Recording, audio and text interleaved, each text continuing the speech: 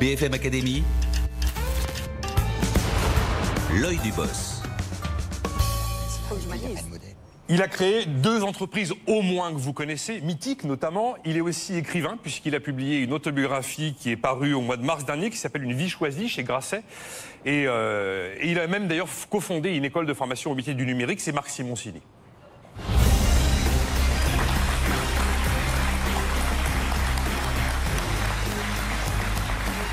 Vous allez là. Salut Marc. C'est votre place. Voilà. Ça fait peur, L'exercice est le suivant, il est relativement trash, il faut aller vite. Il faut être moins méchant quand même. Vous avez tous les droits de nous dire ce que vous pensez des 4 dossiers qu'on vous a présentés. Vous avez 1 minute 30 et ils réagiront à ce que vous leur avez dit. Voilà, 1 minute 30 pour 4 dossiers. Non, une part dossier. Ah, par dossier. Non, ok. par dossier. Ah, mais ça va être compliqué. Bon, déjà, je voudrais vous remercier d'être ici. C'est un peu impressionnant. Je vais essayer de faire de mon mieux. Moi d'abord, ce que je veux leur dire, c'est que franchement, ce que vous faites, c'est formidable. Parce que être là, devant des gens, défendre votre dossier, comme je vous ai entendu le faire, c'est extraordinaire.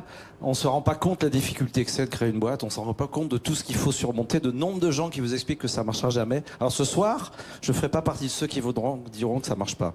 Je vais vous dire peut-être ce que je pense de vos dossiers, mais je ne vais pas vous dire de choses très négatives sur vos dossiers.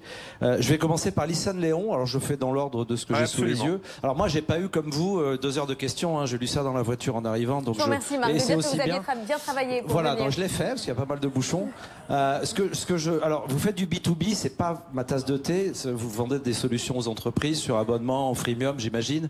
Donc c'est pas vraiment là que j'ai beaucoup d'expertise, mais ce que j'admire dans ce que vous faites, c'est que vous mettez la bienveillance dans le monde de l'emploi. Et ça, vous avez créé une catégorie. Jusqu'à présent, la bienveillance, c'était partout sauf dans le monde de l'emploi.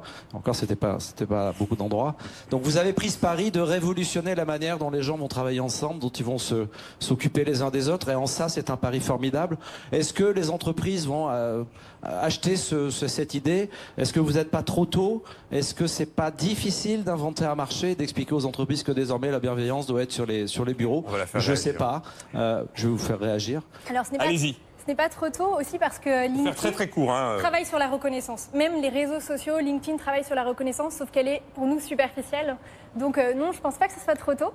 Et en fait, il y a RTE, Pôle emploi qui sont dans la salle ce soir, Airbus. Donc beaucoup de clients du CAC 40 aujourd'hui nous font confiance. Et aussi grâce à Fabrice, Sodexo, demain. Donc je ne pense pas qu'on soit trop tôt. Par contre, c'est vrai que notre approche est innovante parce qu'on innove aussi sur le modèle économique. On est sur du B2B, oui. Mais en fait, on est aussi déjà sur le B2C. Tout le monde dans la salle, vous pouvez télécharger l'application et commencer à entraîner votre cerveau à la démarche appréciative.